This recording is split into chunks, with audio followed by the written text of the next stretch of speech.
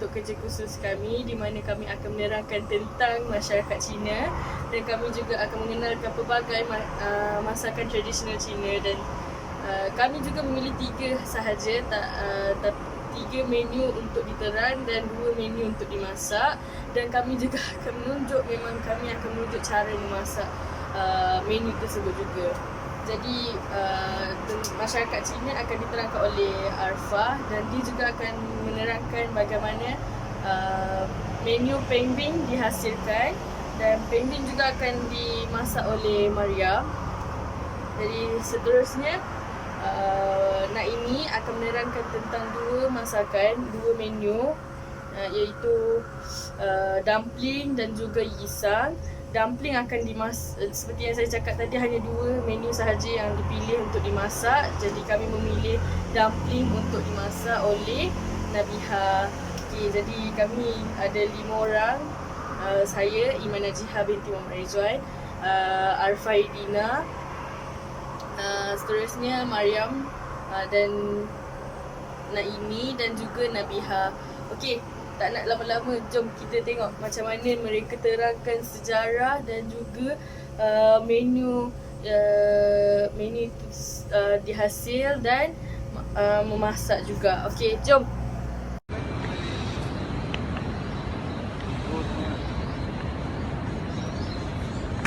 Sebelum kedatangan British, masyarakat Cina di Tanah Melayu hanyalah berada di dalam populasi yang sangat kecil dan kebanyakan mereka bekerja hanya sebagai peniaga.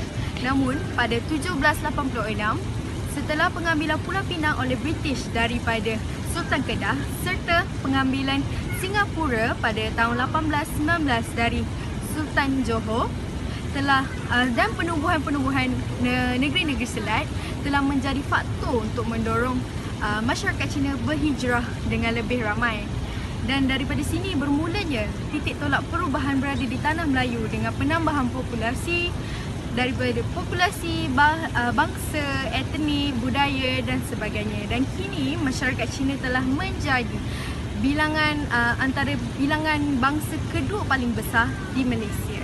Pada hari ini, negara Malaysia telah dikenali sebagai negara yang berbilang kaum, agama, budaya serta mempunyai pelbagai makanan tradisi yang enak dan menarik. Dan tidak hairanlah mengapa para penggemar makanan memilih Malaysia sebagai destinasi pelancongan.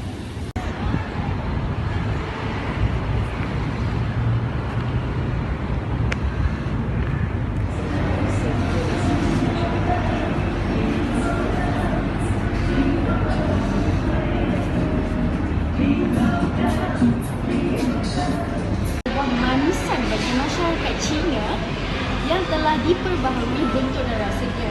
Meskipun telah mengalami beberapa pembaharuan, namun rasanya masih seakan-akan sama dengan peng bing yang terdahulu. Bagi yang tidak tahu, peng bing merupakan sejenis makanan ringan yang telah wujud 100 tahun dahulu di Taiwan.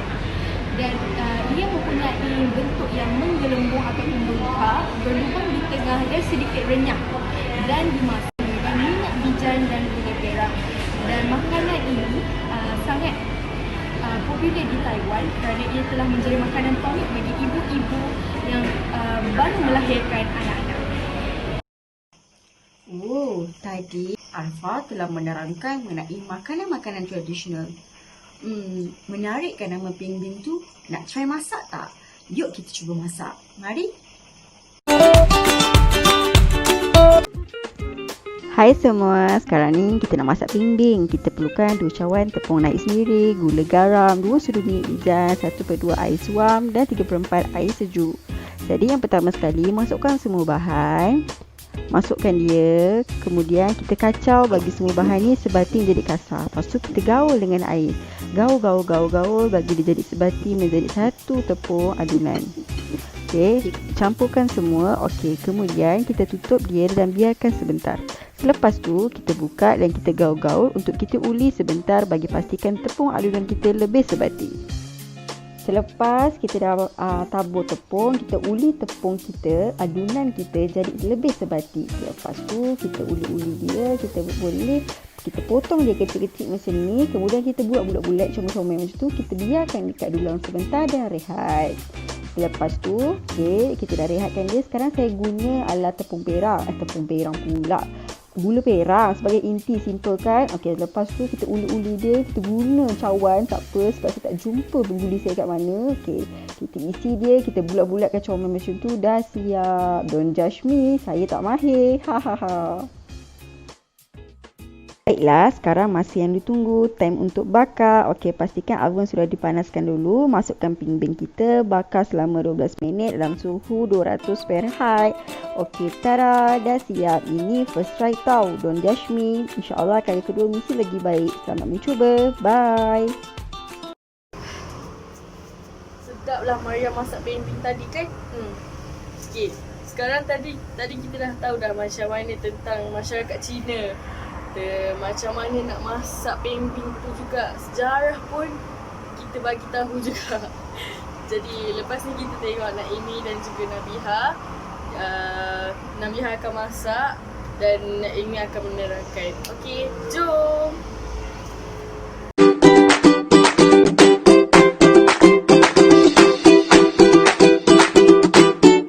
Hai, Assalamualaikum. Nama saya Nabiha binti Manap. Jadi pada hari ini saya akan berkongsi satu resep makanan tradisional yang terkenal dalam masyarakat Cina, iaitu dumpling. Ia juga lebih dikenali dengan panggilan jiaozi.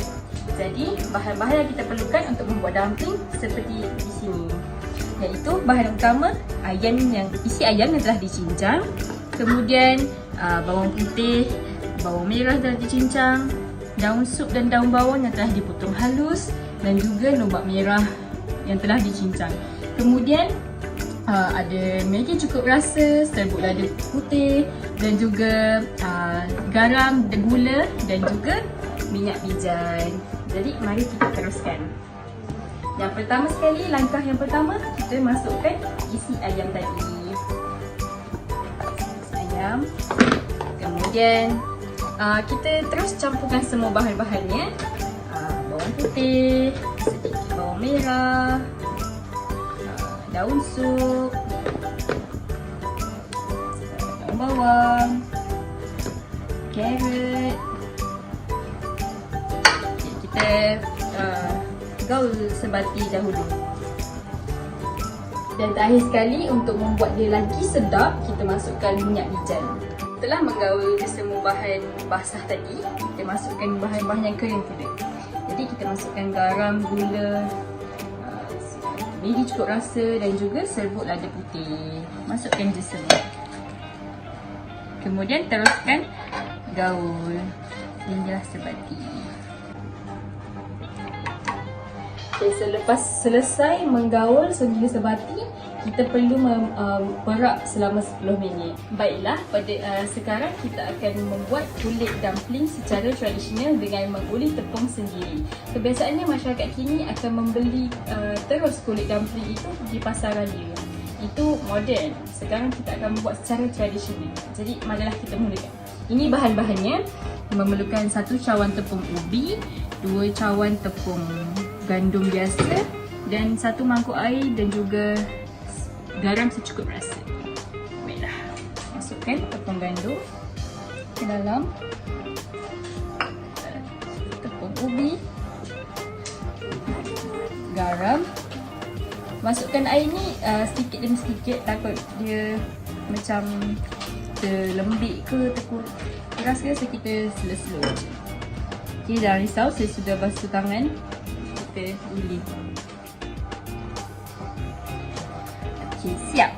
Setelah dough telah siap diuli, kita bentukkan kepada dough yang lebih kecil seperti ini untuk senang untuk membuat kulit dumpling. Okay. Pastikan meja kita sudah bertepung. Kemudian kita ambil satu dough dan kita tibak-tibakkan je. Jangan terlalu nipis sebab nanti akan bocor. Macam saiz ni macam okey dah okey ni. Seterusnya kita masukkan satu sudu inti kita, letakkan di tengah-tengah. Kemudian lipat dan kelim. Okey. Jadi seperti ini.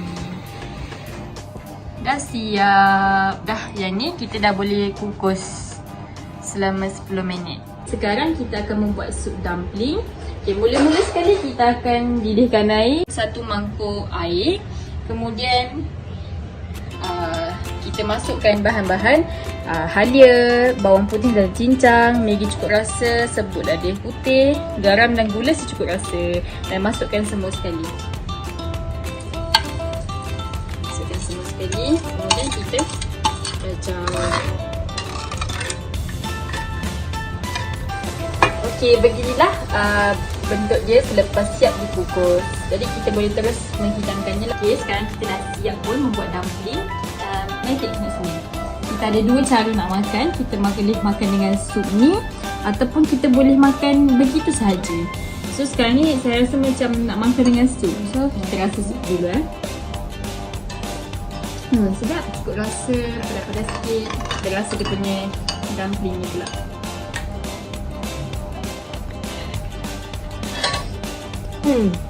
Sedap. Korang kena cuba resepi ni, memang sedap, lembut and best. Okey, sekian sahaja resepi makanan tradisional dumpling daripada saya, dan selamat mencuba. Dumpling ataupun ladu juga merupakan makanan tradisi bagi masyarakat Cina. Dumpling ini amat terkenal di China, Korea, Jepun. Malah ia juga amat terkenal di luar Asia, di Asia Timur, iaitu di luar Amerika Utara. Inti ladu ini biasanya diperbuat daripada daging cincang dan juga sayur-sayuran. Malah doughnya juga boleh diperbuat daripada kentang dan juga tepung biasa. Ladu ini kebiasaannya akan dimakan dengan sos cuka soya ataupun dengan sos cili pedas. Cara untuk memasak ladu iaitu dengan menggoreng, rebus ataupun kukus. Ladu ini mula diperkenalkan oleh seorang tabib atau dikenali sebagai ahli perubatan tradisional Cina yang terkenal semasa zaman dinasti Han. Yusheng atau Yisang juga merupakan salah satu makanan tradisi bagi masyarakat Cina. Yisang biasanya terdiri daripada potongan daging ikan mentah, khususnya ikan salmon, dan juga sebisan sayur-sayuran seperti lobak merah, lobak putih, daun parsley Cina dan lain-lain lagi. Hidangan ini biasanya akan disajikan atau dihidangkan semasa upacara perayaan seperti menyambut Tahun Baru Cina dan juga upacara keagamaan bagi mereka. Namun begitu, pada masa kini, Lohei atau dikenali juga sebagai upacara melambui Yisang merupakan adat resam yang sangat popular bagi masyarakat Cina di Malaysia maupun di Singapura. Dalam upacara ini, sanak saudara akan berada di sekeliling meja sambil melambung Yisang ke udara, dan lalu mereka akan membuat ucapan bagi menandakan bahawasanya tahun baru yang makmur ataupun yang akan membawa tuah. Sekarang kita sudah sampai di akhir rancangan, dan sebelum saya menutupkan segmen ini, suka saya sebagai rakyat Malaysia, seorang rakyat Malaysia,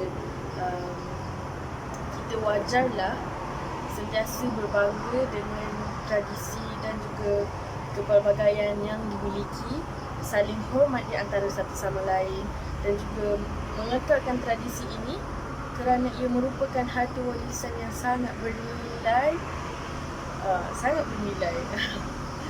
dan kepada anda yang menonton video ini, semoga video ini banyak manfaat yang telah diberi.